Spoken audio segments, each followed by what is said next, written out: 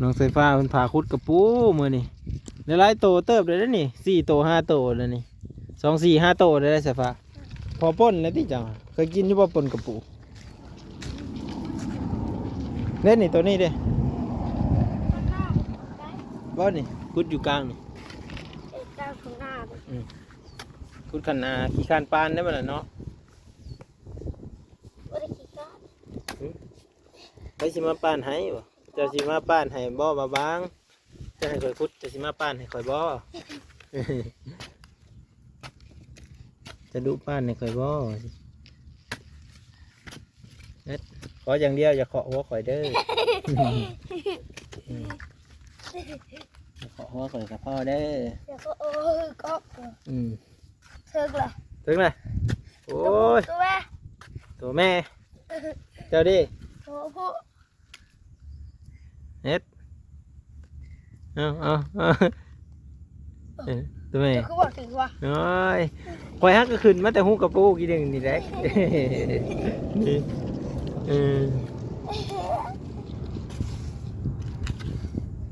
ส่วนร้ายกระปูเจ้ามีตัวแม่วะเอาไปเลี้ยงได้ป่าวะได้มีลูกตอนนั้นเขาคุดน่ามีลูกเนาะตอนเจ้าเริ่มคุดกระปูแต่ทำอีดนะ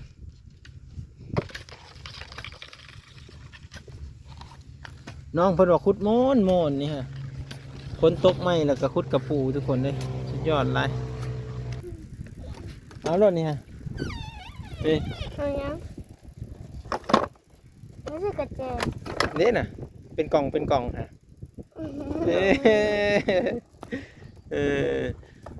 ไปซื้อกล่องเยอะมาเพิ่นยันเพิ่นกินบ่หมดทุกคนเลยก็เลยซื้อกล่องน้อยนี่แหละกินแล้วก็หมดเลยครับผมขอบคุณค่ะขอบคุณขอบคุณครับเลยอย่ามาขอบคุณค่ะจะรอเมื่อนี้มาปั่นกันเล็กๆน้อยๆทุกคนต่างมาเยี่ยมมายามกันเนาะ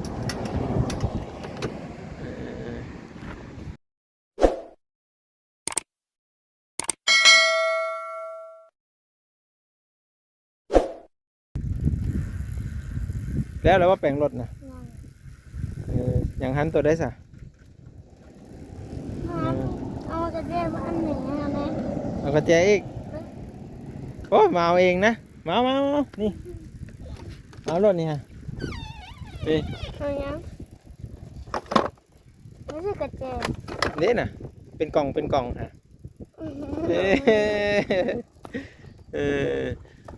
ไปซื้อกล่องเยอะมาเพิ่นยันเพิ่นกินบ่หมดทุกคนเลยก็เลยซื้อกล่องน้อยนี่แหละกินแล้วก็หมดเลยครับผมขอบคุณค่ะขอบคุณขอบคุณครับเลยอย่ามาขอบคุณค่ะจะรอเมื่อนี้มาปั่นกันเล็กๆน้อยๆทุกคนต่างมาเยี่ยมมายามกันเนาะหันแน่ๆได้ไปขี้แล้วมันรุดออกเห็ดได้เลยหันแน่ๆได้รุดออกบ่คุ้มค่าได้เสียฟ้า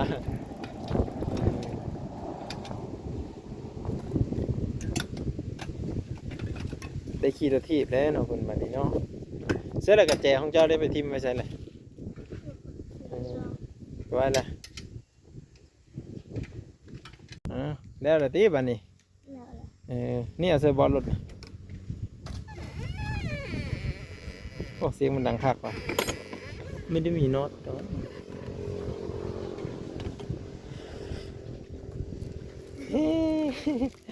เสียฟ้าไม่ได้มานอนน้ำเจ้าแต่เฮิงเติบนะเนาะว่าเนี่ยเดี๋ยวนี้เพิ่นมีผู้นอนนำเลยเนาะเพิ่นจะไม่เยอะนอนนำเลยให้จะนอนนำมาว่าเฮ้ยเด็กน้อยดีใจนะพอพี่น้องไปอยู่บ้านแม่ซุกหม่นนะเนาะหม่นในบ้านเพิ่นเขียมบ้านเจ้าเขียมทางกับหม่นเมื่อนั้นไอ้ก็ไปในบ้านแม่ซุกนะ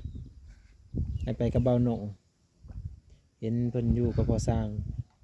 แม่นว่าเพิ่นนอนอยู่ในกระต๊อบอันนะฮะ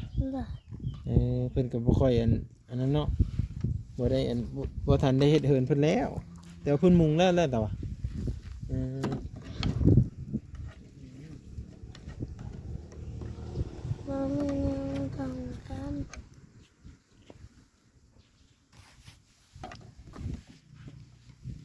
อยู่ อยู่บ้านนี่เขาไปซื้ออยู่ใช้บัตรนะ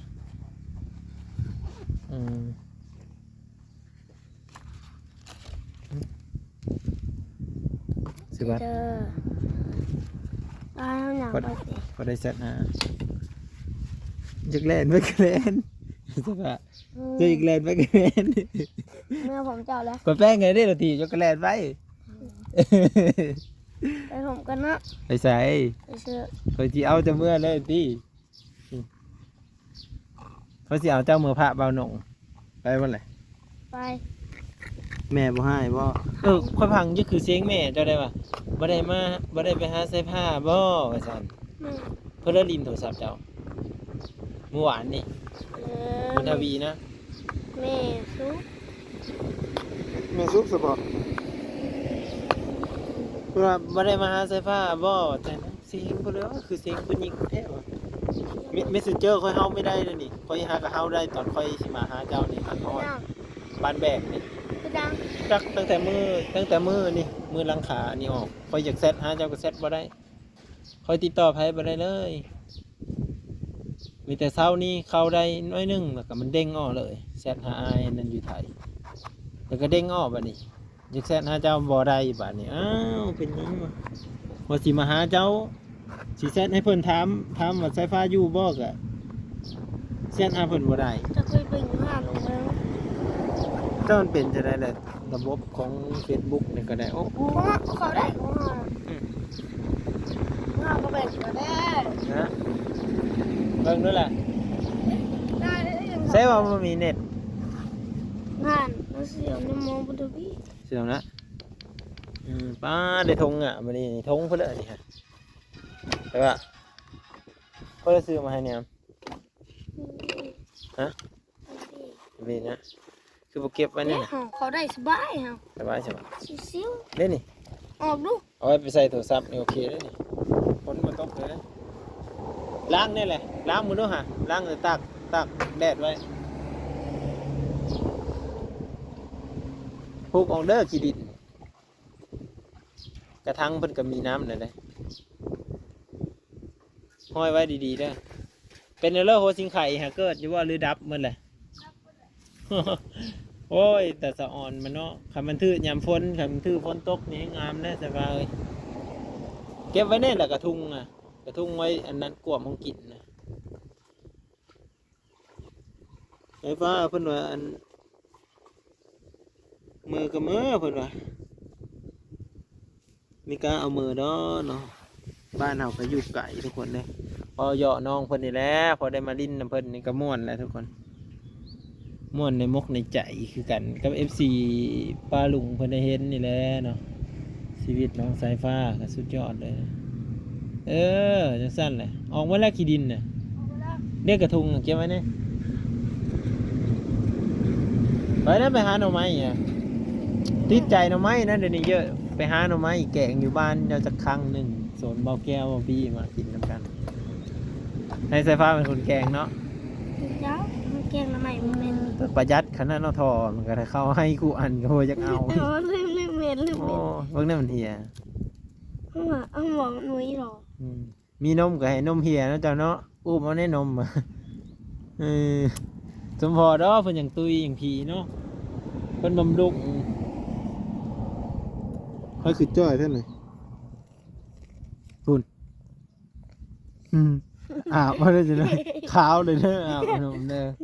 บัดยามเพิ่นนอนแล้วบัดนี้หมดมันสิไปอาบบ่เพิ่น มันจะทำให้ไปอาบน้ อาบอยู่ว่าน้ำอ่ะไปที่อาบน้ำไหม ำอาบที่แล้วคน อาบด้วยอาบอยู่มื้อนี้อาบน้ำก่อนที่ยังมื้ออาบน้ำก่อนนอนไอ้จินที่มื้อเนาะ จะชิมมาจากโมง จังมองเลยนี่เบิ่งดู 5 โมงแล้ว มื้อได้ซะ เบ้ แม่นอยู่เฮ้อมื้อพี่จักจังว่าฮอด5โมงไว้นี่ นี่ ฮะฮอดแล้วว่า2โมงเบิ่งดูจังมองเลยบ่เห็นมื้อดึกคือเบิ่งให้เบิ่ง12โมงประมาณ2โมงหรือ3โมงไอ้ก็มื้อแล้วไอ้มาตั้งแต่9โมงเลยใช่ปะฮอดพี่พอดี11โมงค่อยขี่มาเพราะว่ารถไอ้มันโซตกอันนี้โซมันหยานกับแม่นแล้วก็สเตอร์นมดนะ โอ้เจ้าคือบจำเลย อ้จำบ่ได้เนาะจำพอดีดังกว่ากวากแบบโซรถจะเห็นบ่มันหยานนะเด้เวลาเอาทีมันนะ ว่าไปว่า ไปรอเบิ่งหน่อไม้กันปะดีใจหน่อไม้นั่นแนวเลยก็ได้ เห็นยัง อยากไปรอเบิ่งอยากไปเห็น ไปขึ้นรถทีบ เห็นเลยที่กินนั่นมัดนมฮะ เบิดแล้ว ยังดูนั่นมัดก้อนมันยังตุ้ยยังพียังจบยังงาม เบิดแล้ว เอาเสื้อทงนี่นี่เอาเสื้อทงนี้เงิน ขาดค เนาะจะได้ผังเงินเท่นั่นเลย ำ โอสิพาขี่รถทีบอันนี้ได้โกบไว้บ่ยามันไปบ่นี่โกบไว้เด้อจะได้มันด่องไป ไปเลยป้าที่โทรถเมีย เจ๊ฮะ มันสิขี่ได้อยู่บ่นะ เบิดมันยังไม่ทันได้ไป เบิ่งในโซ่กับตกพอโซ่ฮะนี่แม่นเพิ่นละตกฮะสีแดงๆฮะเอาเสื้อทงแล้วบ่เงินเนาะเสื้อทงแล้ว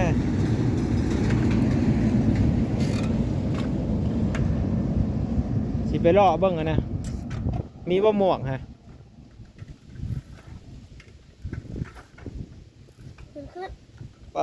เรือสัตว์โดด ได้ ขีบได้อยู่บ่นี่จะเพิ่มหมูขึ้นนะเอ็ดโอ้นังมือคอยเอ็ดโอ้ยได้อยู่บ่น่ะจึงนะจักมือเลยตั้งแต่อ้ายมาแต่พุ่นน่ะฝนตกนี่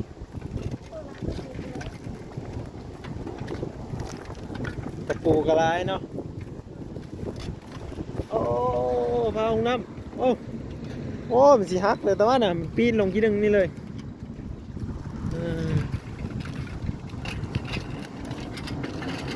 กระปูเพิ่นน่ะก็มีแต่อยู่บ่อนอยู่อันนะทุกคนแต่แถวนี้ก็บ่ได้มีเลยสิไปเบิ่งหน่อไม้ก่อนนั่นหน่อไม้สิมีบ่ตะเสียนขนาดเนาะขี่รถทีบอยู่คันหน้าเนาะโอ้ยจะขี่นำเด้ป่ะโอ้ยเฮ้ยขี่นำแน่เอ้ยเรียบร้อยเพิ่นโอ้ยสิได้กลุ่มแปลงแต่รถไม่จังนี่ฮะเพื่อสิฮอดพุ่นเมื่อยแต่แปลงรถนี่แหละนี่ฮะ โซ่ขาดเนี่ย นะขาดนะ เนี่ย มันหักนะเอาเฮ็ดปุ่มเฮ็ดเอ้ยมันขี่กันดิไปไหนก่อนไปไหนก่อนมันบ่ถือแค่วเลยโซ่จนขาดเนาะขนาดว่าโซ่เป็นเล็กเนี่ยทุกคนจะเป็นยางนี่มุ่นตั้งแต่เฮิง อยากมือเดียว มือเดียวเนาะรุดเดี๋ยวนั่งรุด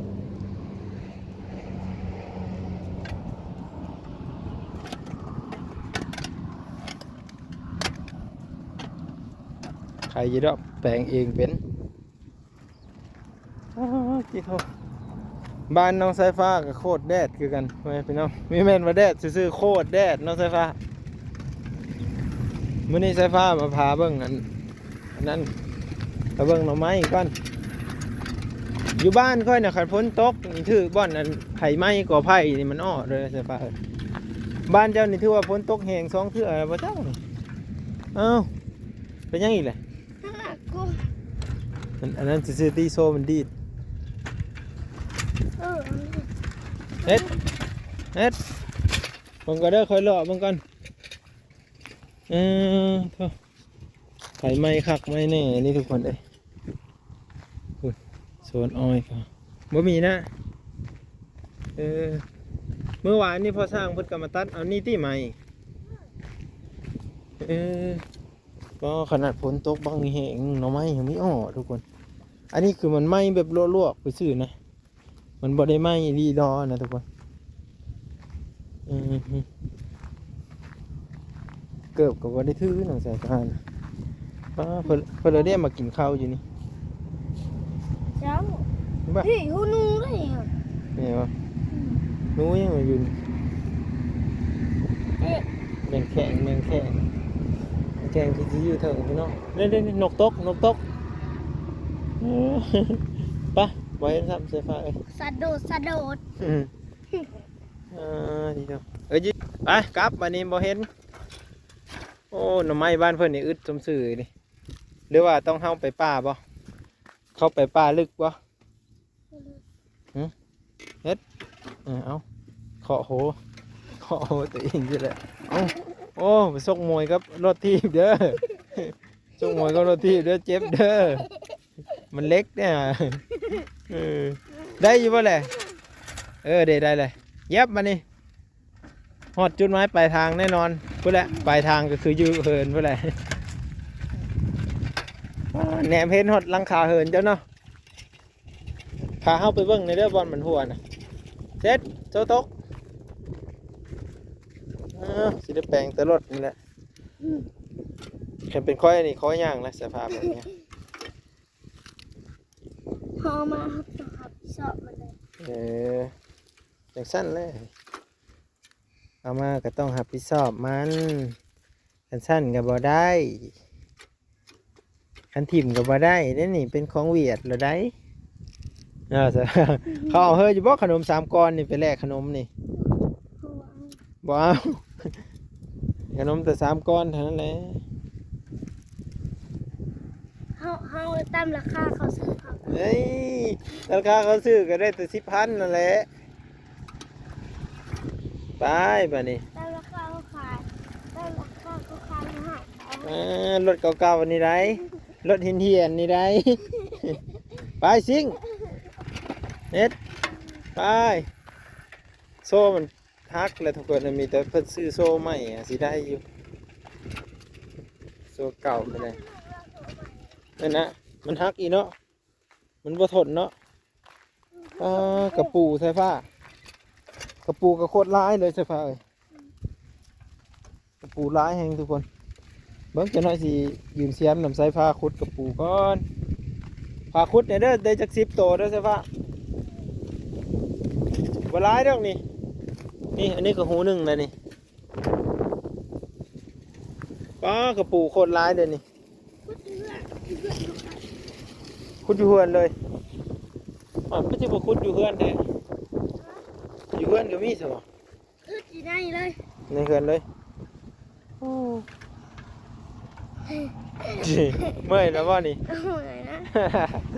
โอ้เดี๋ยวขี่รถทีบเนาะตาแดดเมื่อยแล้ว สะโดด เจ้า สะโดด แม่ยังกินเบาะอันนี้ฮะจนม่นเมื่อไรโซลายเบาะมันก็จะมาคาดว่านั่นแหละเพราะว่าทูไปทูมาเลย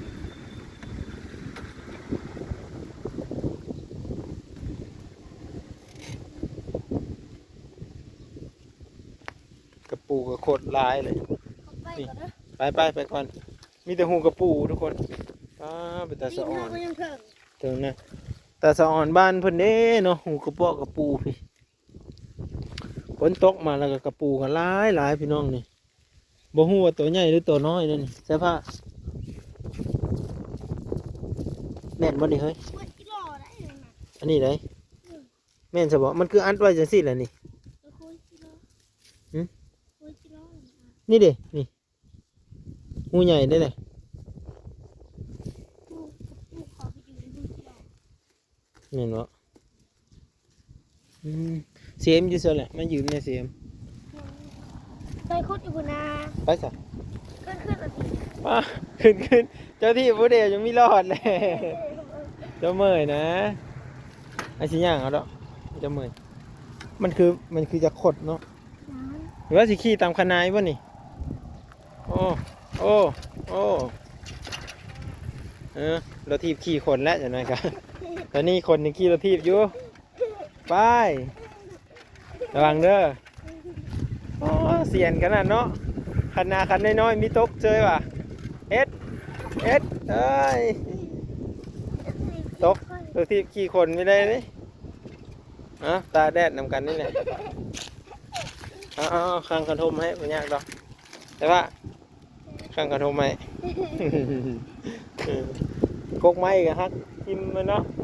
หักเมิดถูกปิวมาแถวกลางนาพี่ทุกคนได้ปะล่ะระวังน้ำนี่มือเจ็บเลยนะ อันนี้นี่โซ่ขายเหรอ ขาดเลยเนาะนี่มัน ไอ้ หนีบมือได้เนาะจากหนีบมือมึงได้จากบาดนี่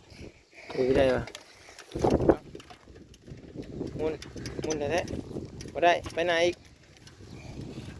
ไปยุ่งไปเลยเข้าห่มบุ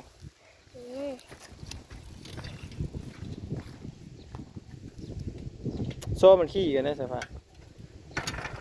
โซ่มันขี้กันมันไม่ได้ไปรอเบิ้งหงกระปูกันทุกคนเดี๋ยวน้องเสื้อผ้าเพิ่นแปลงรถแล้วเพิ่นก็สิย่างมาทีละกระปูบ้านเพิ่นโคตรร้ายเลยเสื้อผ้าหาคุดกระปูนี่แหละไว้กินเนาะมีทั้งอยู่ห้องกินก็ได้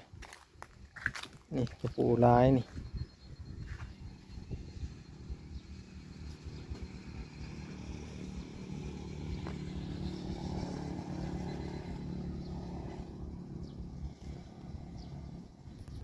นี่เด้บอลเพดานมันโหนะแต่คือสีพ้นมาตกใส่ดอกนี่มันอยู่ดูกมันนะทุกคน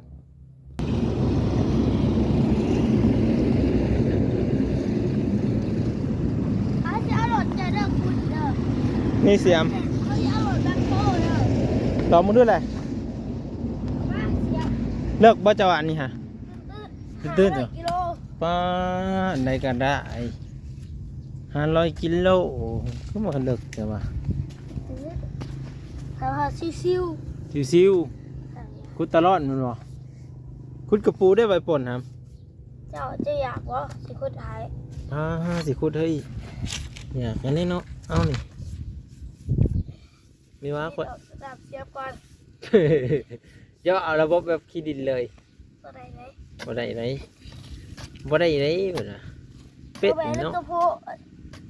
ตัวแม่เคยว่าจะว่าตัวผู้หรือตัวแม่เอา ตัวผู้ตัวแม่เขา ฮอดแล้วโอ้ยสิมาถึงไหวแท้ เขาเชื่ออยากเราตัวแม่ ตัวผู้ เขาตัวแม่ เบิ่งแล้วนะเจ้าขุดก้อนนี่สิรุ่นนำกันเจ้าบอกได้แหละว่าตัวผู้หรือตัวแม่ค่อยบ่ฮู้จักเด้ค่อยกับบ่ฮู้คือกันได้ฮอดแล้วนี่ไหวแท้ว้าฮะ ตัวแม่ ตัวแม่ เห็นละ ตัวแม่เป็นอันนี้เนาะโอ้ตัวโอ้แต่ว่าเดี๋ยวมันคือน้อยแท้อันนี้ฮะ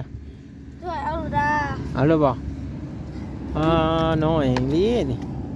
แต่มันบัดนี่เด้อ ฮะ มัน เลยบ่นี่บนรถทิ่ม เอาทีเขาออกก่อน เอา ตีเลือดตี อย่าว่าคอยซับอีลีเดอร์ตีนนี่ คอยซับลีเดอร์ตีนนี่เมื่อไงดูน้องจะตื่นนะฮะ เด้อหูหิวใหญ่เด้ ฮะกบหรือเครียดจะวะ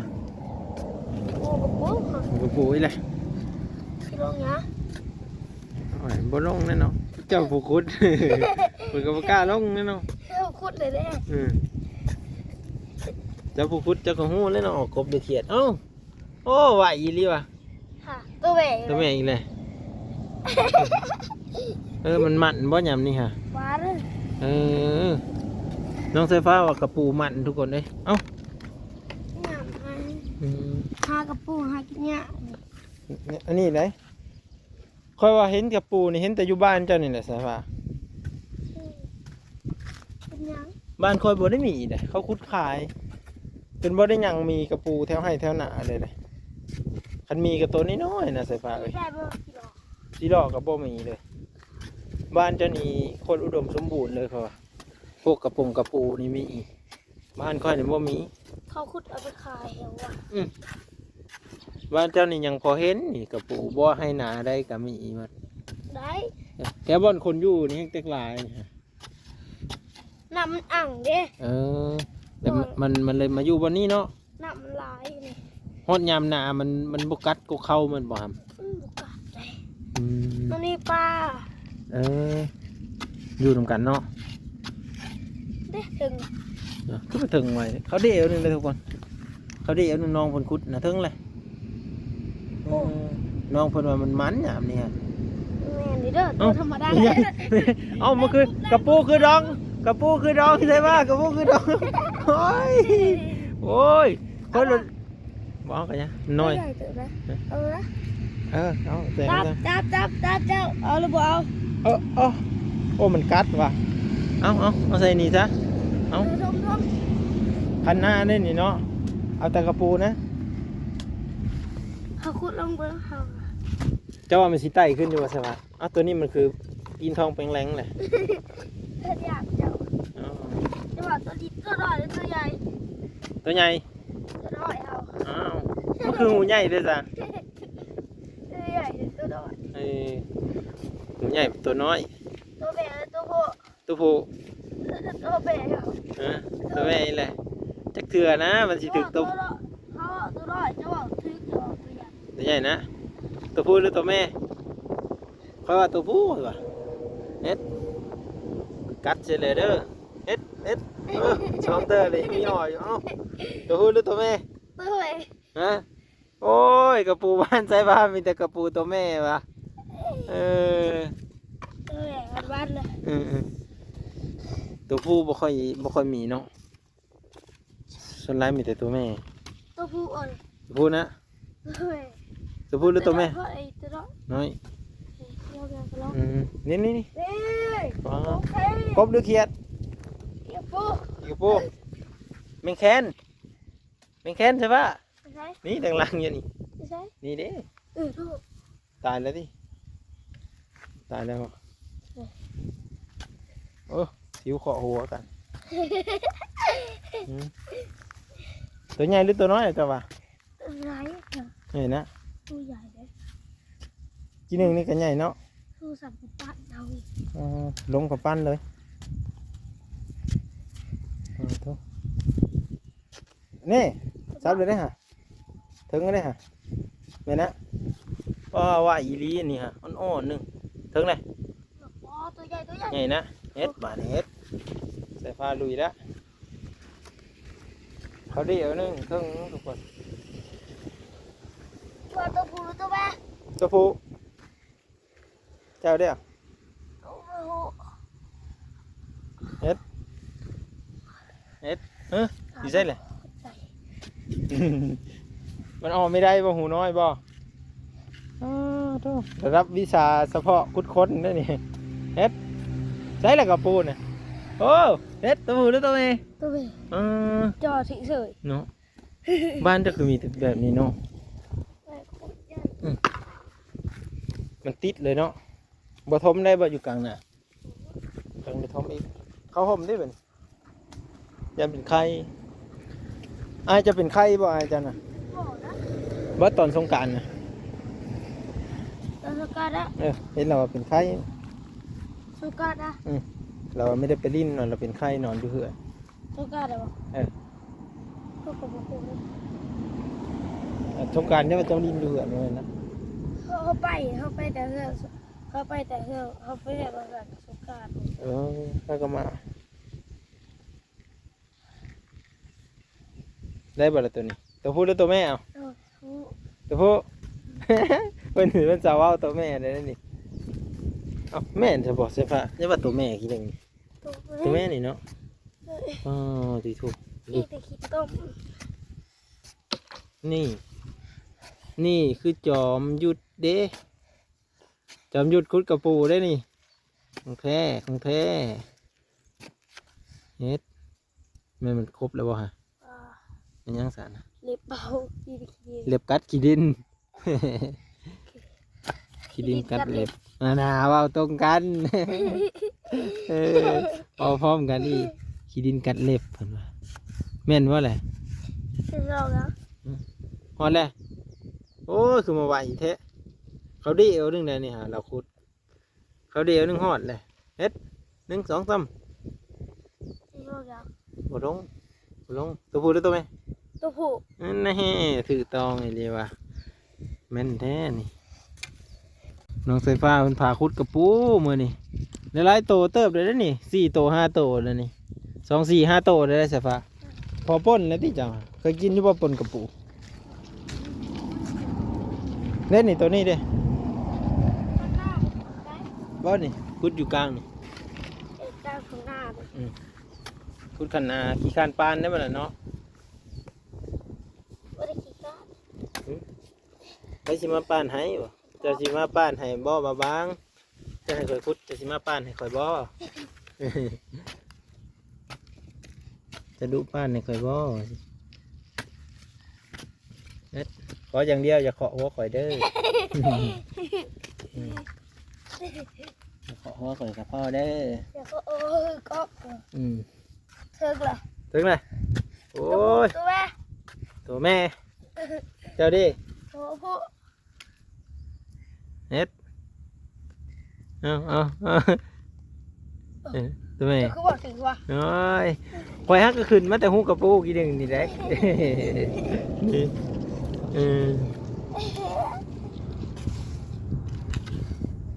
ส่วนร้ายกระปูเจ้ามีตัวแม่วะเอาไปเลี้ยงได้ป่วะ ได้ไม่รู้ ตอนนั้นเขาคุดนะน่ะมีลูกเนาะตอนเจ้าเริ่มคุดกระปูแต่ทำอีทน่ะ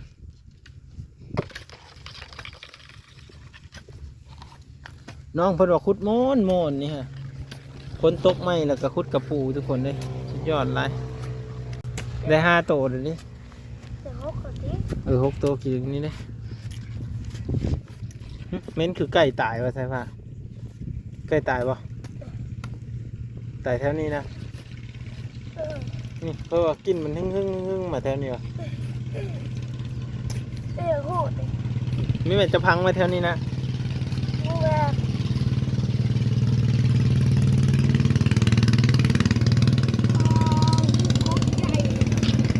กบใหญ่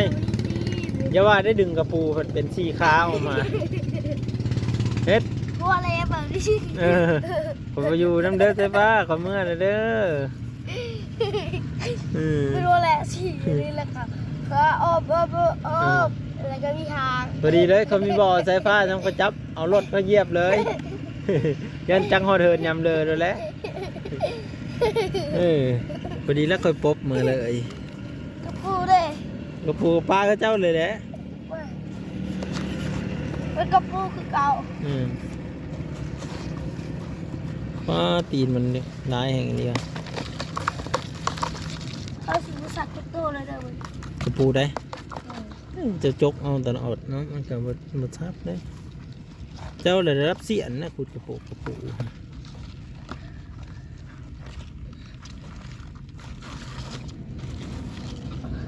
มันก็เหนียวขี้ตมมันก็บ่อยากติ่งกันเนาะ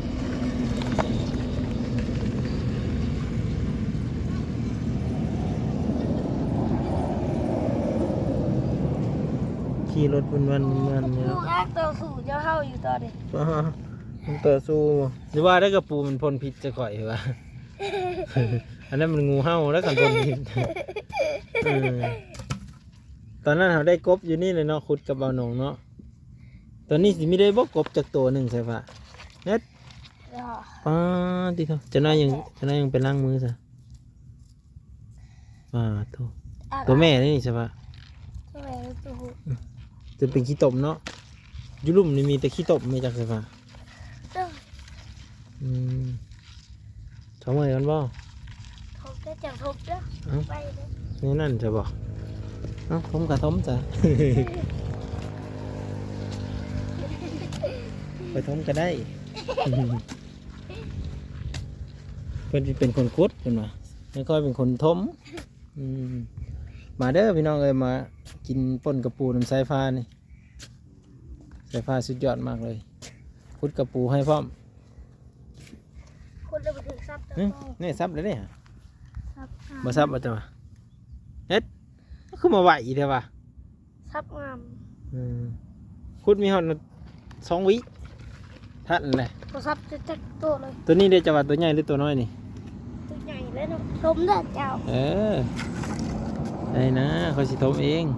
ขอแต่จะเคาะหัวข่อยกับพ่อใหญ่ปะเลย จะเชื่องยัง บนลงเนาะ ป้าตัวเบิ่งไม่ถูกทางนั้น ใหญ่บ่โถ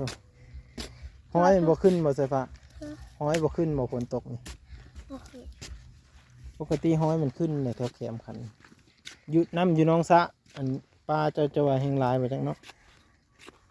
นี่ทำได้ฮะได้รับเสียนเลย เอาจะนั่งไปอาบน้ำเฮ็ดคืนนี้ ชมด้วยเจ้า โอ้ยเว้ย ผมเด้อเจ้าเอาพอทำไมมันแดดฮ้อน ไอ้โซ่ละ 2 4 6 2 4 6 8 9 โตเอา10บ่ใช่เลยหูมันตักมาเฮ้ยนี่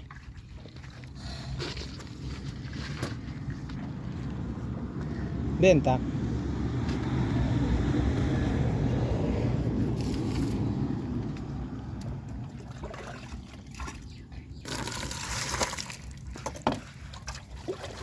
เจ้าได้ล้างละมือ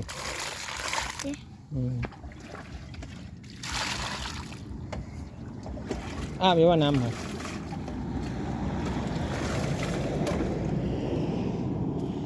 พุกอะไรส่งเปิลมาเลยน้องสายสายฟ้านี่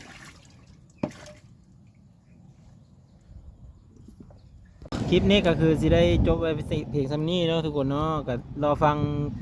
EP 3เหมือนกันเนาะทุกคนเนาะว่าจะเป็นอะไรเนาะว่าน้องสายฟ้าปฏิเหตุยังตอนที่3เนาะเห็นเพิ่นว่าแม่ซุกได้ลูกผู้ชายแล้วพ่อแม่พี่น้องมีข่าวดีแล้วเนาะแล้วก็น้องสายฟ้าเพิ่นสิเอาคลิปให้บ่าวางเบิ่งเนาะเอาคลิปนี้ก็สิจบเพียงซ้ำนี้เด้อพี่น้องเด้อไปหาคุดกับปูคุดหาเบิ่งหน่อไม้ก็สิจบไปเพียงซ้ำนี้เนาะผิดพลาดประการใดขอโทษขออภัย FC พี่ๆทุกคนเด้อครับเด้อแล้วก็เบิ่งโฆษณาให้บ่าวางหน่อยเด้อพี่น้องเนาะโด สิ ย เขามาแบ่งโฆษณาให้เบาๆหน่อยเด้อให้เราได้เงินแหน่ โดยสิได้มาหาสายฟ้าบ่อยๆเนาะ เด้อ ขอบคุณครับ ขอบคุณครับ ขอบคุณครับ ดีไป